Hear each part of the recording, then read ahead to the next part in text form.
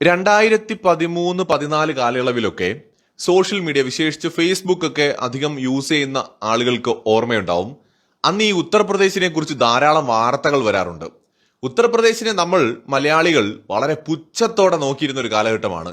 ഇന്ത്യയിൽ തന്നെ ഏറ്റവും അപരിഷ്കൃതരായിട്ടുള്ള മനുഷ്യരുള്ള, നമ്മളെപ്പോഴും വൃത്തിയില്ലാത്തവരെന്നും ബുദ്ധിയില്ലാത്തവരെന്നും ഒക്കെ പറഞ്ഞ് സോഷ്യൽ മീഡിയയിൽ ഒരുപാട് പേര് കളിയാക്കുകയും അധിക്ഷേപിക്കുകയും ഒക്കെ ചെയ്തിരുന്ന ഉത്തർപ്രദേശ് 2025 എത്തി നിൽക്കുമ്പോൾ ഇന്ത്യയിൽ അതിവേഗത്തിൽ വളർന്നുകൊണ്ടിരിക്കുന്ന ഒരു സംസ്ഥാനമാണ്. വരും വർഷങ്ങളിൽ 25-26% വരെ GDP ഗ്രോത്ത് ഉണ്ടാകാൻ സാധ്യതയുണ്ടെന്ന് വിദഗ്ധർ അഭിപ്രായപ്പെടുന്ന ഉത്തർപ്രദേശ് നിലവിൽ നമ്മുടെ രാജ്യത്തെ മൂന്നാമത്തെ ഏറ്റവും ശക്തമായ എക്കണോമിയാണ്. GDPയുടെ കാര്യത്തിൽ 3rd പൊസിഷനിലാണ് ഉത്തർപ്രദേശ്. എന്ന് മാത്രവുമല്ല, 2030 $1 ട്രില്യൺ GDP ഉള്ള സംസ്ഥാനമായിട്ട് ഉത്തർപ്രദേശിനെ മാറ്റാൻ പറ്റുന്ന വിധത്തിലുള്ള പ്രവർത്തനങ്ങളാണ് അവിടെ നടന്നുകൊണ്ടിരിക്കുന്നത്. കൃത്യമായൊരു വിഷനോട് കൂടിയിട്ടാണ് സ്റ്റേറ്റ് മുന്നോട്ട് പോകുന്നത്. 2047 ആകുമ്പോൾ $6 ട്രില്യൺ GDP ഉള്ള സംസ്ഥാനമാക്കി ഉത്തർപ്രദേശിനെ മാറ്റുക എന്നതാണ് നിലവിൽ ഗവൺമെന്റിന്റെ ലക്ഷ്യം. ഏതാനും മണിക്കൂറുകൾക്ക് മുമ്പ് ഒരു പ്രഖ്യാപനമുണ്ടായി.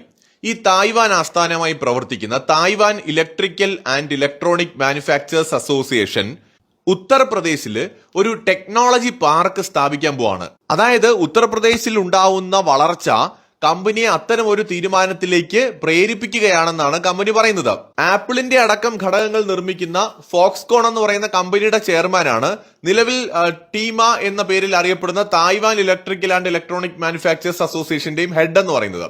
സോ UP-യിൽ അതിന്റെ ഒരു ഡെവലപ്മെന്റ് പൊട്ടൻഷ്യൽ മനസ്സിലാക്കിയിട്ട് സമാനമായൊരു പാർക്ക് നിർമ്മിക്കാനായിട്ട് ഇവര് ആലോചിക്കുന്നുണ്ട്. സോ എന്തുകൊണ്ട് ഉത്തർപ്രദേശ് തെരഞ്ഞെടുക്കുന്നു? ഉത്തർപ്രദേശ് മാത്രമല്ലല്ലോ, ഇന്ത്യയിൽ ഒരുപാട് സംസ്ഥാനങ്ങളില്ലേ. ആ ഒരു ചോദ്യത്തിലേക്ക് നമ്മൾ പോകുമ്പോഴാണ് ഉത്തർപ്രദേശിൽ നടക്കുന്ന, നമ്മൾ പലപ്പോഴും കണ്ടില്ല എന്ന് വെക്കുന്ന അതിശയകരമായ വികസനത്തെക്കുറിച്ച് നമ്മൾ മനസ്സിലാക്കേണ്ടത്. ഉത്തർപ്രദേശ് എന്ന് പറയുന്നത് കൃത്യമായ ഒരു വിഷനോട് കൂടിയിട്ട് പ്രവർത്തിക്കുന്ന ഒരു സ്റ്റേറ്റ് ആണ്. അവിടെയുള്ള ഓരോ നഗരങ്ങൾ എടുത്താൽ പോലും അതിലെ പുരോഗതി നമുക്ക് വ്യക്തമായി കാണാൻ കഴിയും. ഉത്തർപ്രദേശിൽ ധാരാളം നഗരങ്ങൾ അതിവേഗത്തിൽ പുരോഗതി കൈവരിക്കുന്നുണ്ട്. നോയിഡ ഉത്തർപ്രദേശിൽ വളരെ ഡെവലപ്മെന്റ് ഉണ്ടായിരിക്കുന്ന ഒരു പ്രദേശമാണ്. ഗ്രേറ്റർ നോയിഡ ഏരിയ ഒക്കെ വളരെയധികം വികസനം നടന്നു കഴിഞ്ഞ ഒരു പ്രദേശമാണ് ഓൾറെഡി തന്നെ. മീററ്റ് പോലെയുള്ള പ്രദേശങ്ങളെ ഡെവലപ്പ് ചെയ്ത് കൊണ്ടുവരാനുള്ള ശ്രമത്തിലാണ് ഇപ്പോൾ ഉത്തർപ്രദേശ് ഭരണകൂടം. പുതിയ പുതിയ ഇന്റർനാഷണൽ എയർപോർട്ട്, എക്സ്പ്രസ് വേകൾ, ഇന്ത്യയിൽ തന്നെ എനിക്ക് തോന്നുന്നു ഏറ്റവും അധികം എക്സ്പ്രസ് വേകൾ കടന്നു പോകുന്നത് UP-യിലാണ്. ഈ പുതിയൊരു എക്സ്പ്രസ് വേ വന്നു കഴിഞ്ഞാൽ അതിനനുബന്ധമായിട്ട് ഒരു നഗരത്തെ ഡെവലപ്പ് ചെയ്തെടുക്കുക എന്നുള്ളതാണ് അവരുടെ ഒരു പുതിയ സ്ട്രാറ്റജി എന്ന് പറയുന്നത്. യമുന എക്സ്പ്രസ് വേയെ ബേസ് ചെയ്തിട്ട് ഭയങ്കരമായ ഡെവലപ്മെന്റ്സ് നടക്കുന്നുണ്ട്. അതുപോലെ ഗംഗ എക്സ്പ്രസ് വേയെ ബേസ് ചെയ്തിട്ടുള്ള ഡെവലപ്മെന്റ്സ് നടക്കുന്നുണ്ട്. കാർഷിക രംഗത്തും വ്യാവസായിക രംഗത്തും അതുപോലെ സർവീസ് മേഖലയിലും ഒരുപോലെ വളർച്ച കൈവരിക്കുന്ന ഒരു സംസ്ഥാനമായിട്ട് UP മാറിയിരിക്കുകയാണ്. ലക്നൌവിലുള്ള IT സിറ്റി, ഈ IT സിറ്റി എന്ന് പറയുന്നത് ഇന്ത്യയിലെ തന്നെ മേജർ ആയിട്ടുള്ള സിറ്റികളിൽ ഒന്നായിട്ട് മാറിയിരിക്കുകയാണ്. HCL അടക്കമുള്ള നിരവധി IT കമ്പനികൾ ഇന്ന് ഇവിടെ ആസ്ഥാനമായിട്ട് പ്രവർത്തിക്കുകയാണ്. അതുപോലെ ഉത്തർപ്രദേശിലെ ഡിഫൻസ് ഇൻഡസ്ട്രിയൽ കോറിഡോർ കാര്യമായ പുരോഗതി കൈവരിക്കുന്ന ഒരു പദ്ധതിയാണിത്. ആഗ്ര, ലക്നൌ, കാൺപൂർ, ഝാൻസി തുടങ്ങിയ പ്രദേശങ്ങളെയൊക്കെ തന്നെ ഭയങ്കരമായിട്ട് സപ്പോർട്ട് ചെയ്യുന്ന ഒരു പ്രോജക്റ്റാണ് ഈ ഉത്തർപ്രദേശ് ഡിഫൻസ് ഇൻഡസ്ട്രിയൽ കോറിഡോർ എന്ന് പറയുന്നത്. ഈ എക്സ്പ്രസ് വേ നെറ്റ്വർക്കിന്റെ കാര്യം പറഞ്ഞാൽ ഗോരഖ്പൂർ ലിങ്ക് എക്സ്പ്രസ് വേ എന്നൊക്കെ പറയുന്നത് ശരിക്കും ഉത്തർപ്രദേശിന്റെ മുഖച്ഛായ തന്നെ മാറ്റിമറിക്കുന്നതാണ്. സെമി കണ്ടക്ടർ ഹബ്ബുകൾ നിരവധിയാണ്, ഒന്നിനു പുറകെ ഒന്നായിട്ട് ഉത്തർപ്രദേശിൽ വന്നുകൊണ്ടിരിക്കുന്നത്. അതുപോലെ തന്നെ വലിയ ഇൻവെസ്റ്റ്മെന്റ്സ്, പ്രത്യേകിച്ച് ഉത്തർപ്രദേശിൽ ഈ solar cell manufacturing facility, EV കമ്പോണൻസിന്റെ മാനുഫാക്ചറിംഗ് ഫെസിലിറ്റീസ്, അതുപോലെ സെൻസറുകളുടെ പ്രൊഡക്ഷൻ യൂണിറ്റുകൾ, ഇതെല്ലാം തന്നെ ഉത്തർപ്രദേശിൽ ദിനം പ്രതി വളരെ ശക്തമായിട്ട് വളർന്നുകൊണ്ടിരിക്കുകയാണ്. അത് മാത്രമല്ല അയൺ സ്റ്റീൽ പ്ലാന്റുകൾ, അതുപോലെ തന്നെ സോളാർ മാനുഫാക്ചറിംഗ് പാർക്ക്, പേപ്പർ മില്ലുകൾ, PCB ഇലക്ട്രോണിക്സ് യൂണിറ്റുകൾ, സിമന്റ്, റിന്യൂവബിൾ പ്രോജക്ട്സ്, അങ്ങനെ ഉത്തർപ്രദേശ് എന്ന് പറയുന്ന സ്റ്റേറ്റ് ആരും തിരിഞ്ഞു നോക്കാതെ കിടന്ന ഒരു സ്റ്റേറ്റിൽ നിന്ന് നമ്മുടെ ലുലു മോൾ അടക്കം എത്തുന്ന ഒരു ലെവലിലേക്ക് UP മാറിക്കൊണ്ടിരിക്കുന്നു എന്നുള്ളതാണ് ഏറ്റവും ഇൻട്രസ്റ്റിംഗ് ആയിട്ടുള്ള കാര്യം. സോ അവർക്ക് കൃത്യമായിട്ടുള്ള ഒരു വിഷൻ ഉണ്ട്. അവരുടെ പോപ്പുലേഷനെ വളരെ ബുദ്ധിപരമായിട്ട് ഉപയോഗിച്ചുകൊണ്ട് ഉത്തർപ്രദേശ് എന്ന് പറയുന്ന സംസ്ഥാനത്തെ ഡെവലപ്മെന്റിലേക്ക് കൈപിടിച്ചുയർത്തുന്നതാണ് നമ്മളിപ്പോൾ കാണുന്നത്. UP എന്ന് പറയുന്നത് ഇന്ത്യയിലെ തന്നെ ഒരു ഡിജിറ്റൽ IT ഹബ്ബായിട്ട് എമേർജ് ആയിക്കൊണ്ടിരിക്കുകയാണ്. നോയിഡയും ഗ്രേറ്റർ നോയിഡയും ലക്നൌവും ഒക്കെ ലീഡ് ചെയ്യുന്ന പൊസിഷനിലേക്ക് വളർന്നുകൊണ്ടിരിക്കുകയാണ്. ഇപ്പൊ തന്നെ 100 കണക്കിന് IT യൂണിറ്റുകളും വമ്പൻ കമ്പനികളും ഒക്കെ ഇവിടെ പ്രവർത്തിക്കുന്നുണ്ട്. അതോടൊപ്പം തന്നെ റിസർച്ച് രംഗത്ത് കാര്യമായ ഒരു വളർച്ച അല്ലെങ്കിൽ ആ ഒരു മേഖലയിൽ ശ്രദ്ധ കേന്ദ്രീകരിച്ചുകൊണ്ടുള്ള ഒരു ഗ്രോത്ത് UP കാണിക്കുന്നുണ്ട്.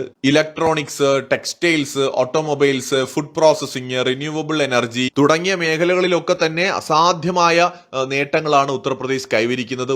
അതോടൊപ്പം തന്നെ ഈ സ്റ്റാർട്ടപ്പ് രംഗത്തുണ്ടായിരിക്കുന്ന ബൂം, ശരിക്കും പറഞ്ഞാൽ ഭയങ്കരമായൊരു പുരോഗതി.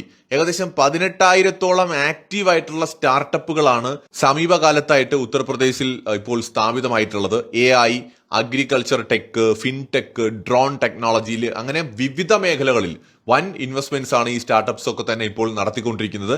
അവർ കാര്യമായിട്ടുള്ള റിസൾട്ട് നൽകുന്നുമുണ്ട്. അപ്പൊ ഈ 2047 6 ട്രില്യൺ, 2030 $1 ട്രില്യൺ GDP ഉള്ള ഒരു സ്റ്റേറ്റ് ആയിട്ട് മാറുക എന്നുള്ളതാണ് UPയുടെ ഒരു ഉദ്ദേശം എന്ന് പറയുന്നത്. നിരവധി കമ്പനികൾ, ഇപ്പോ ഫേസ്ബുക്ക് ആയിക്കോട്ടെ, ഗൂഗിൾ ആയിക്കോട്ടെ, ആപ്പിൾ ആയിക്കോട്ടെ, മൈക്രോസോഫ്റ്റ് ആയിക്കോട്ടെ, ഇൻവെസ്റ്റ്മെന്റ്സ് പദ്ധതികളുമായിട്ട് മുന്നോട്ട് പോകുന്നുണ്ട്. അവരുടെയൊക്കെ പരിഗണനയിൽ ഉത്തർപ്രദേശ് എന്ന് പറയുന്ന ഒരു സംസ്ഥാനമുണ്ട്. അപ്പോൾ ശരിക്കും പറഞ്ഞാൽ നല്ല രീതിയിൽ പ്ലാനിങ്ങോടുകൂടി ഒരു ഭരണകൂടം അധികാരത്തിലെത്തി ഭരണം നടത്തുകയാണെങ്കിൽ എത്ര മോശം സ്റ്റേറ്റ് എന്ന് പറഞ്ഞ ഒരു സ്റ്റേറ്റിനെയും നമുക്ക് ഇതുപോലെ ഒരു പുരോഗതി കൈവരിക്കുന്ന സ്റ്റേറ്റ് ആക്കി മാറ്റിയെടുക്കാൻ പറ്റും. ഇപ്പോൾ ഉത്തർപ്രദേശ് ഇന്ത്യയിലെ നമ്പർ 1 ആണെന്നല്ല ഞാൻ പറയുന്നത്. 2014-13 കാലഘട്ടത്തിലൊക്കെ ആരും വകവയ്ക്കാതെ അവഗണിച്ച് കിടന്ന ഒരു സ്റ്റേറ്റ് ഇന്ന് ഇന്ത്യയിൽ ഏറ്റവും അധികം ഇൻവെസ്റ്റ്മെന്റ്സ് വരുന്ന സ്റ്റേറ്റുകളിൽ ഒന്നായിട്ട് മാറുകയും രാജ്യത്ത് തന്നെ ഏറ്റവും അധികം വളർച്ച കൈവരിക്കുന്ന സംസ്ഥാനങ്ങളിൽ ഒന്നായിട്ട് മാറുകയും ചെയ്യുന്നു എന്ന് പറയുമ്പോൾ അതൊരു നിസ്സാരമായ വളർച്ചയല്ല. ഇപ്പോ അഗ്രികൾച്ചർ സെക്ടറിൽ 28.4% GDP ഗ്രോത്ത് ആണ് ഉത്തർപ്രദേശ് കാണിച്ചിരിക്കുന്നത്. സർവീസ് മേഖലയിൽ 47%, ഇൻഡസ്ട്രീസിൽ ഏകദേശം 24.6%. അപ്പൊ ഈ തരത്തിൽ ഉത്തർപ്രദേശ് അതിവേഗത്തിലാണ് വളരെ ശക്തമായിട്ട് വളർന്നുകൊണ്ടിരിക്കുന്നത്. മാത്രമല്ല നിലവിൽ ഉത്തർപ്രദേശിന്റെ GDP purchase power parity $1.5 trillion ആണ്. ഉത്തർപ്രദേശിന്റെ നോമിനൽ GDP $360 ബില്യൺ ആണ്. പാകിസ്ഥാന്റെ നമുക്ക് ഏറ്റവും ലേറ്റസ്റ്റ് ആയിട്ട് എക്സ്പെക്ട് ചെയ്യുന്ന അവരുടെ ഒരു ഗ്രോത്ത് വെച്ച് നോക്കിക്കഴിഞ്ഞാൽ പാകിസ്ഥാന്റെ നോമിനൽ GDP $410 ബില്യൺ ആണ്. അവരുടെ GDP purchase power parity 1.6 trillion ആണ്. എന്ന് വെച്ചാൽ ഏതാണ്ട് ഉത്തർപ്രദേശിന് അടുത്താണ് ഇന്ന് പാകിസ്ഥാൻ എന്ന് പറയുന്ന രാജ്യത്തിന്റെ ടോട്ടൽ GDP നിൽക്കുന്നത്. അത് പർച്ചേസ് പവർ പാരിറ്റി ആണെങ്കിലും നോമിനൽ GDP ആണെങ്കിലും അവിശ്വസനീയമായ വളർച്ച കൈവരിക്കുക എന്നൊക്കെ പറഞ്ഞു കേട്ടിട്ടേ ഉള്ളൂ. ഇത് ശരിക്കും ഉത്തർപ്രദേശ് നമ്മുടെ മുമ്പിൽ ഒരു മാതൃകയാണ്. അതിന്റെ റീസൺ എന്ന് പറയുന്നത് ഈ ഉത്തർപ്രദേശ് അങ്ങനെ ആയിരുന്നു ഒരു കാലത്ത്. ഈ വെസ്റ്റ് ബംഗാളിനെയൊക്കെക്കാൾ പുറകിൽ കിടന്നിരുന്ന ഒരു സ്റ്റേറ്റ്, വളരെ പുറകിൽ. ഇപ്പോ വെസ്റ്റ് ബംഗാൾ എന്ന് പറയുന്നത് ശരിക്കും ഉത്തർപ്രദേശ് അതിനേക്കാൾ ബെറ്റർ ആണ്. വെസ്റ്റ് ബംഗാളാണ് ഇപ്പൊ എനിക്ക് തോന്നുന്നു. വെസ്റ്റ് ബംഗാൾ, ബീഹാർ ഇങ്ങനെയൊക്കെയുള്ള 1-2 സ്റ്റേറ്റുകളാണ് ഇന്ത്യയിൽ കുറച്ച് മോശമായിട്ട് പറയാനായിട്ടുള്ള ഒരു സ്റ്റേറ്റ്. വെസ്റ്റ് ബംഗാളൊക്കെ വലിയ പൊട്ടൻഷ്യൽ ഉള്ള, വലിയ ചരിത്ര പ്രാധാന്യമുള്ള സ്റ്റേറ്റ് ആണെങ്കിലും ഭരണകൂടത്തിന്റെ കയ്യിലിരിപ്പ് കൊണ്ടാണ് ഇപ്പോഴും ഒരു പ്രതീക്ഷിച്ച ഒരു വളർച്ച കൈവരിക്കാതെ നിൽക്കുന്നത്. ബീഹാർ വളരെ പുറകിലാണ്. ഇന്ന് ഉത്തർപ്രദേശ് ശരിക്കും ഇന്ത്യയിലെ പല സംസ്ഥാനങ്ങളെക്കാൾ മികച്ച രീതിയിൽ അവസരങ്ങൾ ഉപയോഗപ്പെടുത്തി വളർന്നുകൊണ്ടിരിക്കുകയാണ്. അപ്പോൾ നമ്മൾ അവരെ എന്തൊക്കെ പറഞ്ഞ ഒരു കാലത്ത് കളിയാക്കിയെന്ന് ആലോചിച്ച് നോക്കൂ. അപ്പൊ ആ ഒരു സ്റ്റേറ്റ് അവരിപ്പോ അവരുടെ വളർച്ചയിൽ മാത്രം ഫോക്കസ് ചെയ്ത് മുന്നോട്ട് പോവാണ്. നമ്മൾ ഉത്തർപ്രദേശിൽ നിന്ന് പണ്ട് കേട്ടിരുന്നത് പോലെ അങ്ങനെ നിരന്തരമായിട്ട് ഗുണ്ടായിസത്തിന്റെ വാർത്തകളോ പീഡനത്തിന്റെ വാർത്തകളോ ഇന്ന് കേൾക്കുന്നില്ല. അപൂർവമായിട്ടൊക്കെ ഉണ്ടാവുന്നില്ല എന്ന് നമുക്ക് പറയാൻ പറ്റില്ല, ഉണ്ട്. പക്ഷേ ഈ പറയുന്ന നിലവിലെ ഭരണകൂടം അവിടെ എടുക്കുന്ന കർക്കശപരമായ നിലപാടുകൾ കാരണം കുറ്റവാളികളോ അല്ലെങ്കിൽ ആ ഒരു കുറ്റവാളികളുടെ വാസനയുള്ള മനുഷ്യരോ അടങ്ങി ഒതുങ്ങി മര്യാദയ്ക്ക് ജീവിക്കുകയാണ് അവിടെ. കാരണം പണി കിട്ടുമെന്ന് അറിയാം. പല കേസുകളിലും നിയമം കയ്യിലെടുത്തുകൊണ്ട് പോലും കുറ്റവാളികൾക്ക് കർശനമായിട്ടുള്ള ശിക്ഷകൾ വിധിക്കപ്പെടുന്ന ഒരു സാഹചര്യം അവിടെ ഉണ്ട്. പോലീസ് സ്പോട്ടിൽ വെടിവെച്ച് കൊല്ലുന്ന സംഭവങ്ങളൊക്കെ ഉണ്ട് പീഡന കേസുകളിലൊക്കെ. അതൊരു വലിയൊരു ചർച്ചാ വിഷയമാണെങ്കിൽ കൂടി അവിടെ ഉള്ള കള്ളന്മാർക്കും കൊള്ളക്കാർക്കും അല്ലെങ്കിൽ പീഡന വീരന്മാർക്കും ഒക്കെ ഭയമാണ് ഭരണകൂടത്തെയും അവരുടെ സിസ്റ്റത്തെയും. ആ ഭയത്തിൽ നിന്ന് അവർ മര്യാദയ്ക്ക് ജീവിക്കാൻ തുടങ്ങിയപ്പോൾ ഉത്തർപ്രദേശ് താരതമ്യേന ശാന്തമായി. ഇത്രയും വലിയ പോപ്പുലേഷൻ ഉള്ള ഒരു സ്റ്റേറ്റ് ആണ്. നമ്മൾ മനസ്സിലാക്കേണ്ട, നമ്മുടെ കേരളത്തിൽ ആകെ 3.5 കോടി ജനങ്ങളെ ഉള്ളൂ. ഉത്തർപ്രദേശിൽ 24 കോടി ജനങ്ങളാണ്. 24 കോടി എന്ന് പറയുമ്പോൾ നമ്മുടെ എത്ര ഇരട്ടിയാണ്. അതായത് പാകിസ്ഥാനിൽ ഉള്ള അത്രയും പോപ്പുലേഷൻ, ചിലപ്പോൾ അതിനേക്കാൾ കൂടുതൽ ഉത്തർപ്രദേശ് എന്ന് പറയുന്ന ഇന്ത്യയുടെ ഒരു സ്റ്റേറ്റിലുണ്ട്. അതായത് ഉത്തർപ്രദേശിനേക്കാൾ ഒരു 6-7 കോടി ജനങ്ങൾ കൂടുതലുണ്ട് അമേരിക്കയിൽ. പറയാൻ എളുപ്പം അതാണ്. കുറച്ചും കൂടി നമുക്ക് എളുപ്പത്തിൽ മനസ്സിലാക്കേണ്ടത് ഈ റഷ്യയിലുള്ള ടോട്ടൽ പോപ്പുലേഷൻ 14 കോടിയാണ്, ഉത്തർപ്രദേശിൽ 24 കോടിയാണ്. റഷ്യയിലുള്ളതിനേക്കാൾ 10 കോടി മനുഷ്യർ ഉത്തർപ്രദേശിൽ താമസിക്കുന്നുണ്ട്. റഷ്യ എത്ര വലിയ രാജ്യമാണ്, ലോകത്തിലെ ഏറ്റവും വലിയ രാജ്യം. ആ വലിയ രാജ്യത്ത് ആകെ കൂടി 14 കോടിയേ ഉള്ളൂ. ഉത്തർപ്രദേശ് എന്ന് പറയുന്ന ഇന്ത്യയുടെ ഒരു സംസ്ഥാനത്ത് മാത്രം 24 കോടിയുണ്ട്. അപ്പൊ ആ 24 കോടി മനുഷ്യരെ നിയന്ത്രിക്കുക, ഭരിക്കുക എന്ന് പറയുന്നത് അത്ര എളുപ്പമൊന്നുമല്ല. പക്ഷെ അവിടെ അത് കൃത്യമായ സിസ്റ്റം ഉണർന്ന് പ്രവർത്തിച്ചപ്പോൾ, ഇച്ഛാശക്തിയുള്ള ഒരു ഭരണകൂടം വന്നപ്പോൾ അവിടെ ക്രമസമാധാനം കൺട്രോളിലായി, കുറ്റകൃത്യങ്ങളുടെ എണ്ണം കുറഞ്ഞു. അതോടൊപ്പം തന്നെ അവിടെ ഇൻവെസ്റ്റ്മെന്റ്സ് വരാൻ തുടങ്ങി, ബിസിനസ്സുകാർക്ക് അല്ലെങ്കിൽ ഇൻവെസ്റ്റേഴ്സിന് കോൺഫിഡൻസ് വന്നു, ഗവൺമെന്റ് സ്ട്രോങ് ആയപ്പോൾ അവിടെ ഡെവലപ്മെന്റ്സ് പതിയെ വരാൻ തുടങ്ങി. ഇതിലൂടെ ജനങ്ങൾക്ക് തൊഴിലവസരം കിട്ടാൻ തുടങ്ങി, അവിടെ എക്കണോമിക് ഗ്രോത്ത് സാധ്യമാകാൻ തുടങ്ങി. മറ്റൊരു വീഡിയോയുമായി വീണ്ടും വരാം.